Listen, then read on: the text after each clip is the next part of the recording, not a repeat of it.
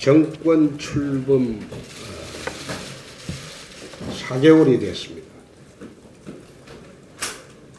정권 출범 4개월이 되었는데 4개월이 되었을 뿐인데도 지금 나라는 총체적 위기에 처하고 있습니다.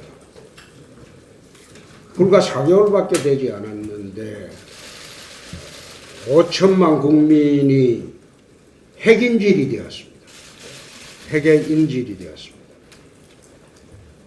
좌파 사회주의식 소득주도 성장론으로 또 기업 옥죄기로 오프쇼어링이 가속화되고 있습니다. 기업의 해외 탈출이 가속화되면서 청년 일자리가 줄고 산업 공동화 현상이 계속되고 있습니다.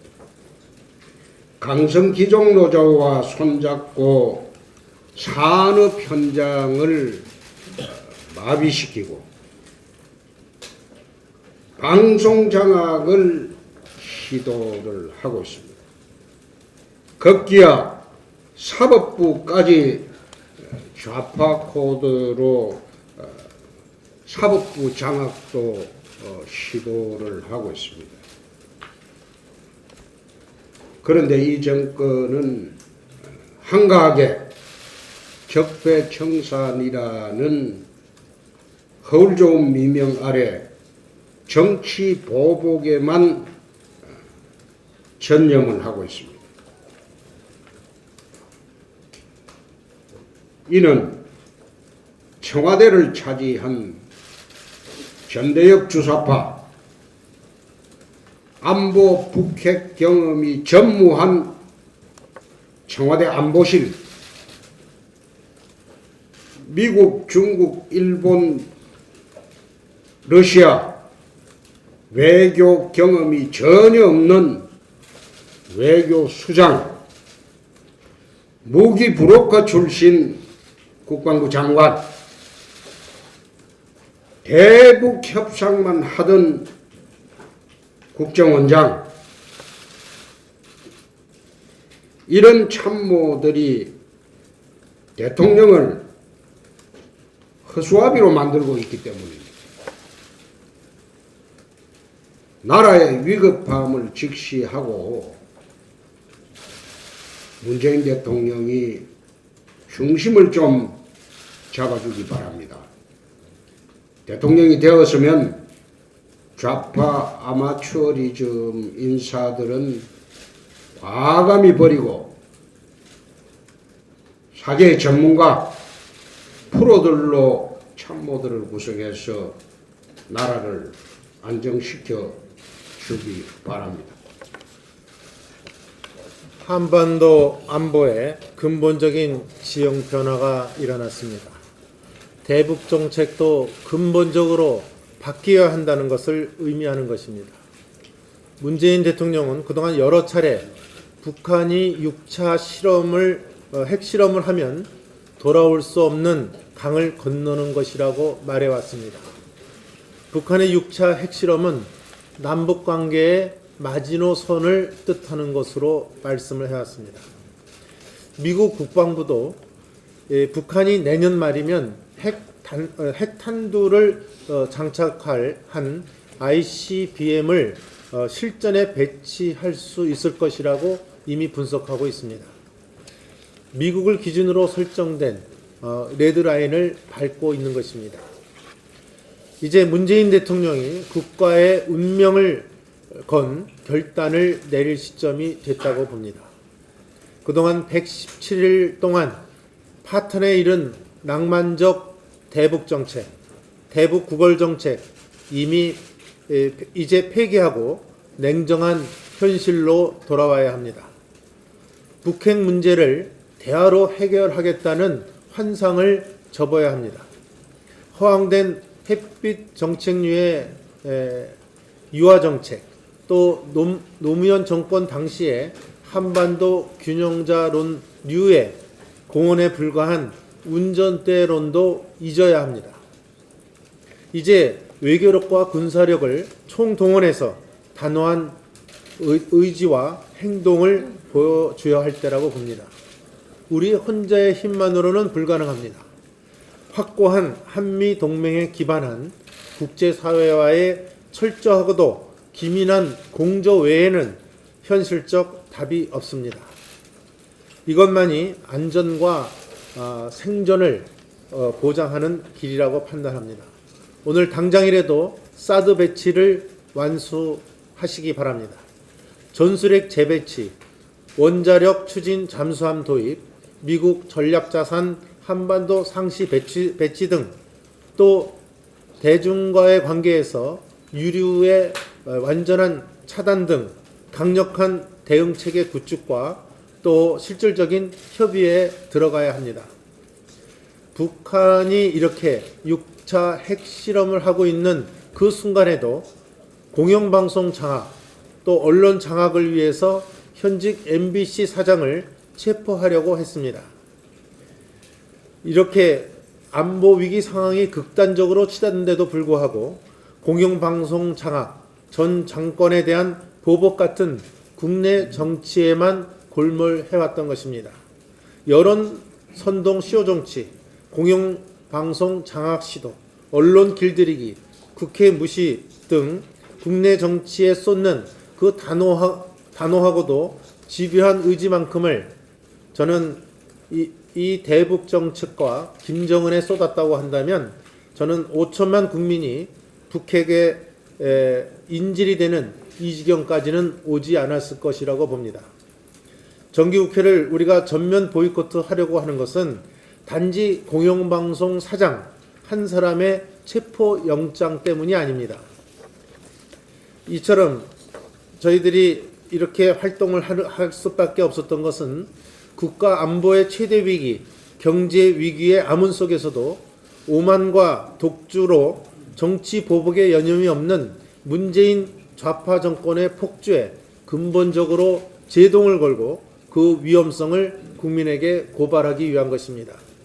우리 당은 북한의 핵 위협에 적극적으로 대응하면서 자유체제의 근간을 뒤흔들고 있는 문재인 정권의 오만과 독주 그리고 무능의 실상을 국민께 알리고 바로잡는 투쟁을 온 힘을 다해 추진해 나갈 것임을 분명히 밝힙니다. 이상입니다.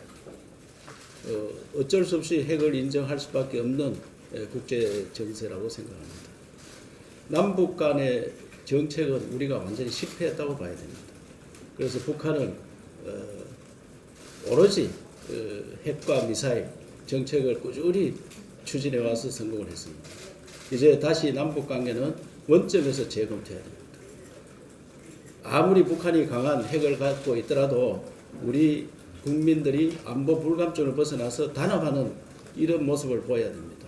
그래서 정부에서는 지금 하고 있는 정치 보복성 행태들을 던져버리고 국민 화합에 나서시기 바랍니다.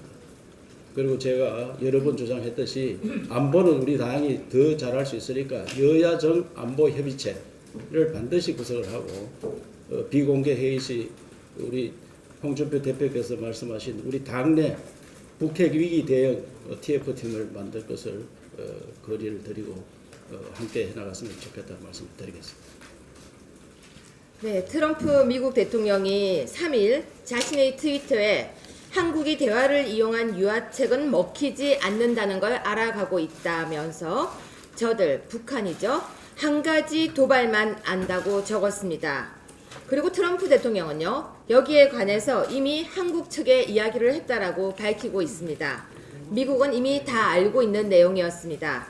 정부만, 아니 문재인 대통령만 이 사실을 모르고 있었던 것이 아닐까요? 북한에게 끝없는 구애를 펼치고 있는 이 모습 여러분은 어떻게 보십니까? 문재인 패싱이라는 말이 정말 이제 부끄럽게 느껴집니다. 그리고 국민은 안보가 정말 걱정이 됩니다. 이상입니다. 이 두 쓰나미를 막지 못하면 대한민국 존립 자체가 위태로워질 것입니다. 북한이 ICBM 발사에 이어 6차 핵실험까지 강행했습니다. 문재인 정부가 북한의 연이은 도발에도 유화 제스처를 보내고 대화를 구걸하는 사이 대한민국은 완전히 북한의 핵 인질이 되고 말았습니다. 어설픈 대응은 김정은이 배포만 키워줬고 북한 핵의 당사자인 우리나라의 존재감이 사라지는 문재인 배식만 현실화됐습니다. 미국 트럼프 대통령이 한미 FTA 폐기 검토 운운하는데도 대응조차 못하고 있어 통상 분야마저 문재인 배싱이 일어나고 있습니다. 이처럼 외교 안보 통상 분야의 심각한 위기에도 문재인 정부는 좌파 포퓰리즘 정책, 상식 밖의 코드 인사를 총동원해 사법부와 언론 장악에만 혈안입니다. 이렇게 장악된 사법부와 고용노동부를 동원해서 제4의 권력기관인 공영방송 등 언론 장악에 몰두하는 한심한 작태를 보이고 있습니다. 문재인 정부는 좌파 세상을 만드는 데 혈안이 되지 말고 이제부터라도 안보 불안에 떠는 국민들을 위해 김정은 정권에 당당히 맞서 힘의 균형, 공포의 균형을 갖출 수 있는 전술핵 재배치 등을 전향적으로 추진할 것을 다시 한번 촉구합니다.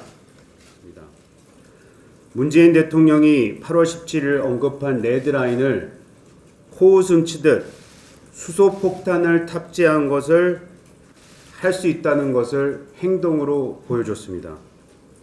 레드라인을 넘었는데도 청와대는 레드라인을 넘지 않았다는 이해할 수 없는 말을 했습니다. 과연 이 사람들이 제정신인가 묻지 않을 수 없습니다. 트럼프 트위터를 보면서 왜 그동안 북한의 끊임없는 도발 때마다 미국이 직접적 당사자인 우리나라 대통령과의 대화보다는 일본 아베 총리와 먼저 전화통화를 먼저 하는지 이제 이해가 갑니다. 문재인 정부는 신뢰를 완전히 잃었습니다. 문재인 대통령은 전쟁 없는 나라를 말하지만 대통령과 이 정권의 아마추어식 대북 정책이 국제사회에서의 우리에 대한 신뢰를 더욱 잃어버리게 하고 있고 이 정권이 북한에 대한 비상식적이고 납득이 안 되는 이런 사랑이 평화는커녕 오히려 한반도의 위기를 더욱 고조시키고 있다는 것을 분명히 말씀드립니다. 이상입니다. 안보는 북쪽으로 경사되어 있고 경제는 좌측으로 경사되어 있습니다. 내년도 예산이 평년보다 2배 이상 넘는 7.1% 증가하는 금액으로는 28조 5천억이 증가되는데 이 28조 5천억을 어디에 쓰는가 봤더니만은 양쪽 교부금 예산 제외하고는 남는 16조 7천억이 몽땅 복지 노동 쪽에 배분이 되었습니다. 국방 예산은 얼마나 증가되었는가 봤더니만은 평균 예산율에도 미치지 못하고 있습니다. 심의 과정에서 전술핵 재배치, 핵 추진, 잠수함 건조 및 도입, 대북 군사 억제력을 확장시켜 나가는 예산안을 보다 더 확충할 수 있도록 자유한국당이 앞장서도록 하겠습니다. 최저임금이 3조 원이 내내 편성되어 있습니다. 세금으로 기업의 최저임금을 지원해 준다고 합니다. 금년에 3조 원입니다만은 앞으로 만원 올라갈 때까지 10조 원 예산이 필요합니다. 10조 원 예산은 우리나라 문화 관광 예산의 1.5배입니다.